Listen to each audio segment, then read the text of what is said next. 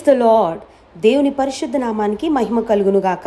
ఉదయకాల సమయంన అనుదినమన్నా అనే కార్యక్రమాన్ని వీక్షిస్తున్న దేవుని బిడ్డలారా, మీ అందరికీ నా హృదయపూర్వకమైన వందనాలు. ఈ ఉదయకాల సమయం దేవుడు మనకిచ్చినటువంటి మాటను చదువుకుందాం.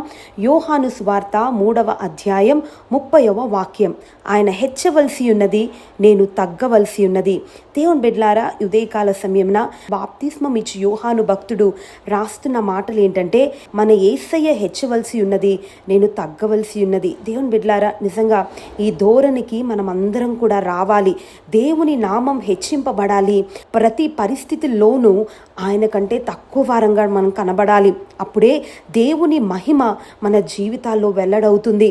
దేవుని బిడ్డలారా, దేవుడు మనిషిని తన స్వరూపంలో చేశాడు, తన మహిమతోనే నింపాడు. కానీ ఎప్పుడైతే మనిషి పాపం చేశాడో మహిమ తనని విడిచింది.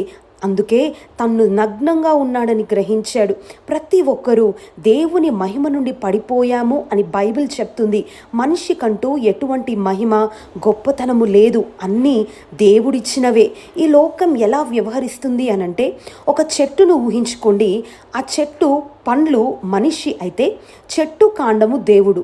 లోకులు పండ్లను ఆశపడతారు కానీ చెట్టును పట్టించుకోరు. కానీ పండుకు ఆహారం ఇచ్చేది కొమ్మలు. అలాగే లోకం కూడా మనిషి తెలివితేటలు చూసి ఉప్పొంగిపోతుంది, కానీ దేవుడు కనబడట్లేదు.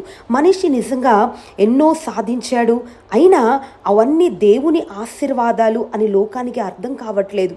అన్నీ ఇచ్చాడు దేవుడు, కానీ వాటిని మంచికి వాడుతున్నామా, చెడుకు వాడుతున్నామా, అన్నీ మనిషి చేతిలోనే ఉన్నాయి. దేవుని బిడ్డలారా, ఏదైనా తోటలో మంచి చెడుల జ్ఞానం గల చెట్టు ఎప్పటి నుండో ఉంది, కానీ మనిషి తనంతకు తానే దాన్ని పండును తిన్నాడు. అప్పటి నుండి ఇప్పటి దాకా తాను కోల్పోయిన మహిమ కోసం మనిషి తాపత్రయపడుతూనే ఉన్నాడు. నిజానికి సమస్త మహిమకు అర్హుడు దేవుడు. మీ సొంత మహిమ కోసం, పేరు ప్రఖ్యాతల కోసం పరిగెడితే పడిపోతారు. దేవుని కోసం పరిగెడితే పరిగెత్తినా నీరసిల్లరు. బాప్తిస్మం ఇచ్చిన యోహాను వలె మనం ఉందామండి. ఎందుకంటే మొత్తం యూదయ ప్రాంతపు వారందరూ కూడా ఆయన తట్టు చూసినా, నేను కాదు, నా తర్వాత వచ్చిన వాడే హెచ్చింపబడాలి, నేను తగ్గాలి అన్నాడు. అవును ప్రియ దేవుని బిడ్డలారా, యేసయ్యను హెచ్చిందాం, ఆయనను మహిమపరచుదాం. ఎందుకంటే ఆయన మహిమలో మనము కూడా పాత్రులమవుదాం.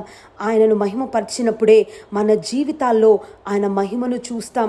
కోల్పోయిన మహిమ తిరిగి మనం పొందాలి అనంటే, కోల్పోయిన ఘనత తిరిగి మనం పొందుకోవాలి అనంటే యేసుక్రీస్తు వారిని హెచ్చిద్దాం.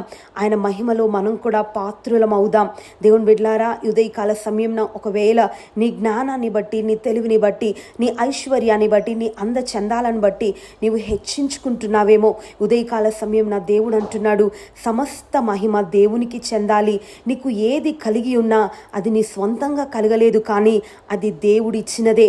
అది ఒక్కటి నీ మనసులో ఉంచుకొని నీ గురించి నీవు అతిశయపడక, దేవుని యందు నీవు అతిశయింపగలిగితే, ఆ మహిమ దేవునికి మాత్రం చెందగలిగితే తప్పక నీ జీవితంలో దేవుని యొక్క మహిమను చూస్తావు, దేవుని యొక్క కార్యాలు అనుభవిస్తావు. దేవుని బిడ్డలందరం కూడా దేవుని సన్నిధిలో ప్రార్థనలో ఏకీభవిద్దాం. ఆయన నామాన్ని హెచ్చిద్దాం, మనల్ని మనం తగ్గించుకుందాం. ప్రేమ కలిగిన దేవా, పరిశుద్ధుడా, మీకు స్తోత్రములు తండ్రి. ఇదిగో ప్రవ్వా, మీరు హెచ్చాలి అయ్యా, మేము తగ్గాలయ్యా. బాప్తిస్మం ఇచ్చి యోహాను వలె అటువంటి ఒక మంచి మనస్సు మాకు ఇవ్వండి తండ్రి. ఇదిగో మీ నామాన్ని మేము హెచ్చించి సమస్త మహిమకు మీరు పాత్రులుగా ప్రవ్వా ఉండాలి నాయన. ఆ విధంగా ప్రవ్వా మీకు చెందవలసిన మహిమ మీకు మేము ఆరోపించి మా జీవితాల్లో కోల్పోయిన మహిమను పొందుకొనుటకు ప్రతి ఒక్కొక్కరికి సహాయము చేయమని యేసు నామాన్ని అడుగుతున్నాము తండ్రి. ఆమెన్.